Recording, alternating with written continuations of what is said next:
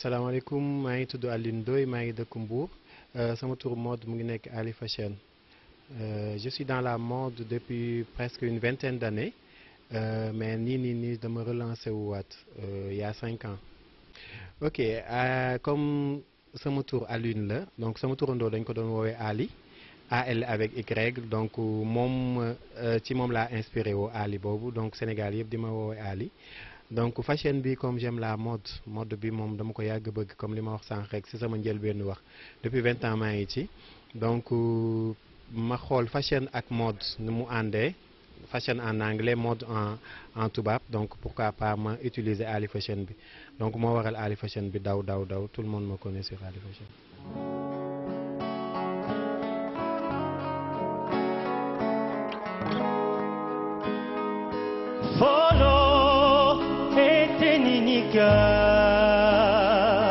Follow Netenika. Follow Atumbeketende.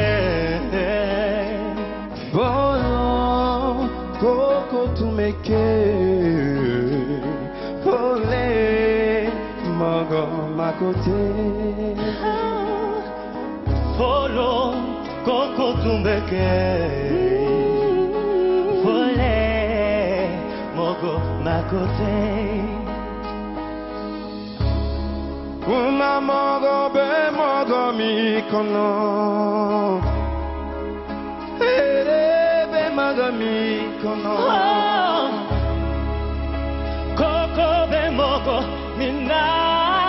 volo Koko tumbila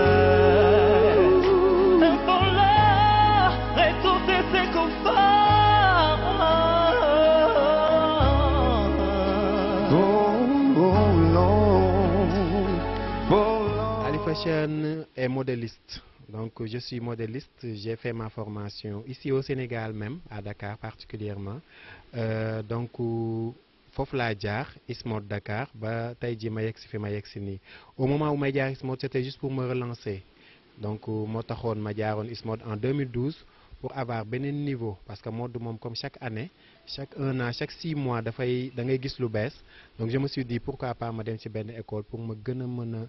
a gérer sama entreprise. waaye ma nekkoon apprenti comme tout le monde en 92 94 ma bàyyee jàng nekk apprenti comme ñëpp comme tout le monde comme jeunesse bi yëpp bëgg métier bi dem jàngi ko à un moment donné j'avais arrêté pour des raisons nga xamante ne ni ku ne xam na ne Ali Fashion aussi mu ngi liggéey dans le domaine de la santé aussi donc ma arrêté woon dem defi sama formation santé ma amee sama diplôme may liggéey ci hôpitaux yi bref après nag comme li ma la wax ci njëlbeen bi rek mode bi moom dafa nekk ci man donc je me suis relance boobu noonu moo waral lii nii bu gën a structuré wu aussi ut ay tailleur parce que au moment donné c'était man kese donc il a fallu que ma wut ay tailleur aussi ñu may jàppale ci liggéey bi ci loolu laa nekk instant bi nii ok mode bu njëkk ak mode léegi moom am na différence man je me rappelle au moment où may débuté il y a 20 ans ci gannaaw gënoon nekk xale j'avais je pense 18 ans moment boobu noonu ay marinière nga doon gis ay ndoket ay taille maam truc genre yooyu yëpp mu ngi fi mais instant bi nag tamit dañ ko moderniser parce que léegi ay coupe la ñu jël yoo xamante ne ni dafay jël sa ay mesures carrément du déborder mode bu njëkk ba peut-être que ne moment boobu loolu la tombeloon mais mode bi ñu toll nii dañoo nekk ci tradi moderne te tradi moderne bi aussi daf ci am solo parce que boo xoolee léegi les tenues de vendredi yi gars yi jël léegi genre comme bi ma sol nii c'est des trucs yoo xamante ne ni dafay jël sa taille jël sa forme aussi mu nekk loo xamante ni mën nga ko sol à tout moment du la sonal du déborder donc diggante bi daal am na changement bu baax ba pare aussi xale yi léegi aussi seen xel yi dafay nàcc bu bëree bëri ci créativité c'est quelque chose de naturel man moment bu ma énervé moo tax des fois bu ma bëggee créer dëgg ma am défilé di ko waaj bëgg a créer dëgg damay bëgg ñu may tooñ may énervé parce que man au moment où ma énervé au moment où ma mer ci lay gën a mën a créer ci lay samay dessin di gën a génn ci lay gën a mën a am inspiration man sama inspiration dafay dem ba ci regard à mes patients yi nga xamante ne nii ñoom ñoo may fekk ci hôpital ba des fois nga gis nit ku malade bu ñëw bu xaw a sonn débordé def du genre colom bu xaw a bizarre mais man loolu tak rek noonu mu koloo noonu mu xaw a bizarre noonu man typiquement rek damay daw jël sama benn feuille blanche gis li ma gis rek ma noté ko même au moment boobu su ma liggéey bi jàppee ba mënuma ko dessiner ma noté li ma gis rek arrivé à la maison ma jëm ko réaliser donc man inspiration bi moom fu nekk lay jógee rawatina Mbuur nii yaa ngi jàkkaarloo ak géej bi vague yi sax daf may inspiré waaye ñu xaw a bàyyi copier-coller bi ba xaw a bàyyi aussi parce que yomb na torop nga télécharger modèle u jàmbur rek après nga copier ko c'est trop facile dafa yomb il faut que aussi ñuy génn li nekk suñu xel yi te bu ñu ragal man je préfère teg benn 100 mètres tissu dagg ko yëpp collection bu bii baaxul ma defaraat beneen ba am ci 10 tonnes yu ma bëgg moo ma gënal di copier ci net bi rek à chaque fois parce que aussi certes ku am xelam def lu mu war a def yow même su fekkee ne da ngay copier modèle am sax xoolal loo ci yokk wala loo ci jéem a wàññi mais copier-coller bi à 100% moom jeunesse bi nañ ko jéem a moytu ku nekk na nga jéem a xool sa œuvre li nga xamante ni sa loxo bopp la man bëgg naa ma def dara ñu copier ma ok amul problème mais man ma copier daf may xaw a déranger quoi. waaw man bi may relancer wu c'était pas facile amoon na ay blocage daanu après ma jugaat parce que mënul ñàkk loolu moom ci milieu lañ ko fekk aussi may def lu xaw a difficile je fais 90% mode masculine ci yëre góor laa ëpp lu may yëngu te bon peut-être pour ma imposer woon nit yi sama ay tenue góor dafay xaw a difficile donc côté boobu début bi may relancer waat di def mode masculine c'était pas facile mais may gën a góorgóorlu ba pare aussi ma doon solal sama bopp di solal ñi ma gën a jige comme ça ñooñu suñ demee fenn suñu expliquer rek bu ñu nee Ali moom moo ko ñëw peut-être nit ñi aussi nañ mën a am courage di gën a ñëw loolu rek moo taxoon mais jug ak daanu moom ci àdduna la bokk ci jamono la bokk au moment où mu metti woon dama ko muñ par yàlla nag dimbali ma ak équipe bu baax ñu may servir de tailleur et de mannequin mooy ñu nekk sama gannaaw nii de passage Samba ba pare li sama fort aussi mooy sama tailleur yëpp ci région de Thiès lañ dëkk sama tailleur yére jigéen ci Thiès la dëkk kii def yére góor aussi Thiès la dëkk moom di ngeen ko gis ak petite collection am ci seen défilé bi incha allah Papis aussi il est dans la même région donc ñun ñëpp ñoom dañ may servir ay tailleur mais en même temps aussi dañ may servir ay mannequin donc pratiquement ñun lu ñuy def balaa muy génn rek ci ñun lay njëkkee donc vax bi nii war nañ ko réaliser ci benn défilé bu war a am ñoom ils ont eu l'idée rek jël vax bi sàngoo ko donc créativité mënta weesu lii. Non, suñuy femme la waaw suñuy femme la c'est avec toute l'équipe de Ali Fashion qu'on a essayé de réaliser ça juste pour faire plaisir aussi au groupe NJ bi nga xamante ne ni mu ngi ñuy sagal quelque chose de simple et de naturel des fois damay gis ñuy Facebook ñuy wax taguer une personne boo xamante ne ni yéen a ngi xamante Facebook donc man sama diggante ak NJ Family noonu la demee NJ Family on s'est croisé sur Facebook donc ku nekk bëgg li ngay def on s'est collaboré ba yàlla def lu muy def ñu ngi ci yoon ak NJ te xam nañ ne am na lu ñuy waaj incha allah avant at bi di jeex te bëgg nañ NJ groupe NJ Family incha allah jàpp ci bu baax pour couvrir ñu suñu événement parce que dama war a def sama lancement de marque te am naa ci ay idées d'ici la fin d'année te je sais que je vais travailler avec NJ incha allah xam nga mode bi moom dañ ko bokk ñu neen la donc jàppalante bi rek moom moo am solo diggante NJ ak NJ Family ak Ali Fashion lu may wax rek man ku ma xam 10 ans ak ku ma xam 5 ans ak ku ma xam 1 an laa yemale parce que j'ai cette habitude j'ai cette vie associative bi nga xamante ne ni ku ñëw tey intégré ak ku ma xam yaa 20 ans man ñooñ laa yemale nitu démb ak nitu tey pour man c'est du pareil au même donc certes bi ñu xamante ak NJ yàggul mais bu ñu accepté nekk bokk ci partenaires yi c'est parce que dañoo wóolu NJ moo tax parce que aussi ku ne xam na ne partenariat ya doo toog noonu rek peut-être dina am loo ci war dina am kii peut-être li ñuy nar a def ci NJ xajoon na suñu bopp xajoon na ci groupe Ali Fashion moo on préfère def ko ci NJ pour réussite am parce que réussite NJ mooy suñu réussite en plus aussi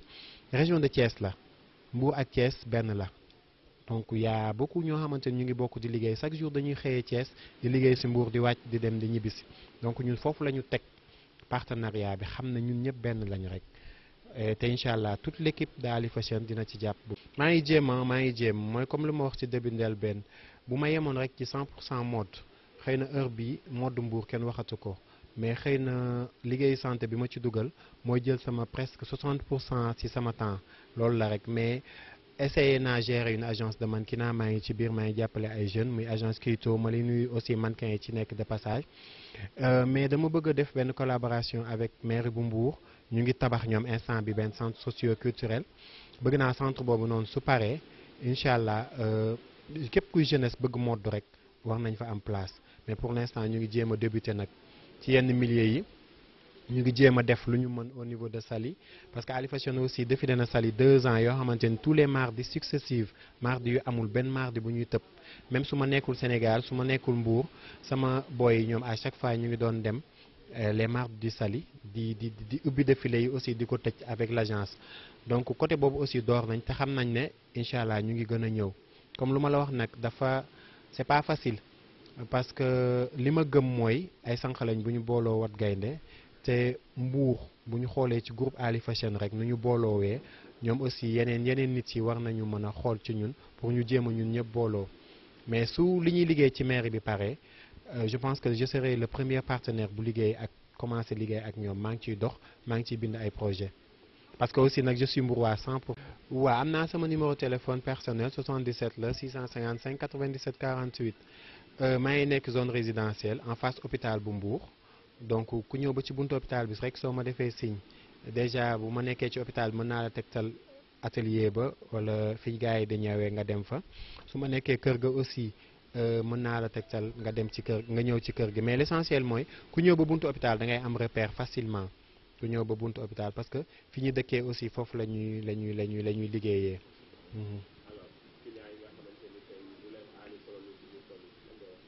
bëri na ma leen di jéggalu tamit parce que man samay client des fois dañuy wax ne dañuy yéex a jot seen ay ñaw du dara parce que bëgg lu baax mën nga ma mere parce que mën naa ne dans 10 jours nga jël sa ñaw mu def 12 ba 13 nga mer mais soo jotee ñaw bi rek da ngay kontaan loolu laa ci soxla man pour man am 5 clients yu fidèles moo ma gënal am 100 clients yoo xamante ne ni doo leen defal lu baax je préfère am sama 5-6 clients yu fidèles moo ma gënal vraiment te aussi. Je suis un peu connu dans le milieu Saly ci yenn hôtel yi seen yenn chambre yi dañ koy décorer tout ce qui est rideau truc donc loolu aussi dafa am importance xëy na loolu aussi mooy tax sax ba yenn clients yi seen ñëw yi di xaw a tardé mais li ma wax rek entreprise la commencé nañ ci ñett xalaat nañ ne ñun groupe de 4 bii incha allah yaakaar nañ ne balaa déwén dinañ nekk 8 nañ nekk 10 parce que ñaar rek la ñu woon. donc instant bi ñu ngi ci ñeent te am nañu yaakaar ne dinañ doon 10.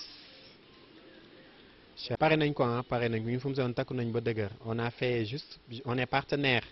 groupe Ali Fashion mais aussi on est partenaire en tant que styliste designer donc ñun pare nañ on va venir peut-être avec une partie de notre collection bi nga xam ne pareegul mais groupe NG moo tax ñu nar a jël une partie 5 à 6 tenues andi ko parce que collection bi pareegul fin juillet la war a pare août normalement la war a génn mais incha allahu rabbi dinañ ci andi une partie de 5 tenues collection bi incha allah mu ngi nar a tudd les mannequins parce que je veux rendre hommage à tous les mannequins sénégalais à tous les mannequins du monde parce que fi ma tollu tey ji de ma part mannequin teral na ma mannequin aussi suturaal na ma donc loolu moo tax ma bëgg rendre hommage à tous les mannequins du monde je peux dire mais particulièrement du Sénégal ki may wax xam na boppam parce que elle a fait tout pour moi te lépp lu mu def ci man rek ci mannequinat moo tax mu lépp lu ma am tey jii ñu fayal ma samay études ma jàng lépp ci ay tànkam la jaar muy Ndiémé Samb de Dakar donc je lui remercie aussi au passage lépp li nga def ci man Samb yàlla mu ngi la koy fay mu ngi la koy won sa njaboot aussi. waa xam nga bi ma nekkee man kese dama ko yemale woon rek Mbour mais équipe bi mu ngi yokk xale yi aussi ñoom ñi fi nekk dama leen may seen chance des fois dañuy soxla équipe bu Ali Fashion du mën a dem soit mu yebal Samba ñawkat bi wala mu yebal Galas Couture wala mu yebal son assistant le mannequin pro Papis donc nekkatul man kese donc mënatuma bañ yenn défilé yi parce que équipe bi moo tax. Quand j'étais seul nag yenn invitation yi bari doo ma ko woon mën a répondre parce que dans domaine santé bi moo doon jël temps bi mais comme léegi équipe lañ bu ma mënul dem sax équipe bi ñoom dinañ mën a dem. nii ñu ngi préparé waaj a lancer sama marque instant bi déposé naa lépp lu ma war a déposé donc j'attends juste papier yi génn ñoo ngi waaj bëgg nañ fii ak at bi di jeex ñu lancer suñu marque Ali avec un grand Y incha allah bientôt rek ci loolu lañ nekk. long terme bi mooy projet bi ma wax sànq rek bëgg naa créer dara ci Mbour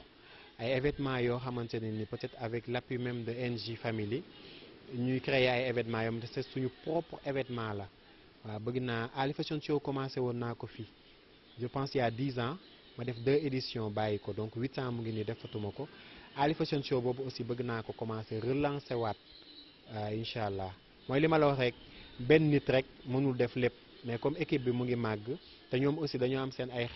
xel dafay màcc donc à chaque fois ñu ngi def ay réunion chaque semaine di xool nan la ñuy def pour gën a yokku suñu petite et moyenne entreprise bi. Ok, remercie feu mon père parce que moo ma jàngal métier à temps donc 78 laa juddu 92 lañ ma dugal métier donc à l'âge de 14 ans man dugg naa métier donc maa ngi remercier sama papa du ma ne fekkewul lépp parce que bi mu fi jógee yàggul yaa 3 ans rek donc am na lu mu jot a fekkee am na xëy na lu mu jot a lekk ci sama wërsëg donc du ma ne fekkewul dara yàlla baax na. maa ngi remercier aussi sama famille surtout sama yaay maa ngi remercier aussi képp koo xamante ni mus nga sol sama tenue muy mannequin muy sama moroom styliste yi muy simple amateur képp koo xamante ni mus nga sol sama tenue rek man maa ngi lay remercier di la wax ne aussi ñu ngi continuer dañuy soog a relancer wu waat rek te am nañ yaakaar ne bi yoon du mel comme bu njëkk ba parce que xëy na bu njëkk ba j'étais jeune xale laa woon yu bari xaw ma ko woon mais nii nag na gars yi comprendre ne màgg naa te maa ngi ci seen kaw maa ngi ci seen biir. rendez-vous incha allah le 6 juillet au Micheland de Thiès maa ngi woo képp koo xamante ni nii rek yaa ngi dëkk Thiès waa Thiès xam nañ ma bu baax donc maa ngi leen di woo maa ngi woo Mbour Dakar képp koo xamante ni nii rek xam nga Ali Fashion tu as envie de voir sa collection les mannequins nga jaar Thiès incha allah rabbi di nga fa fekk lu nice 100% homme incha allah.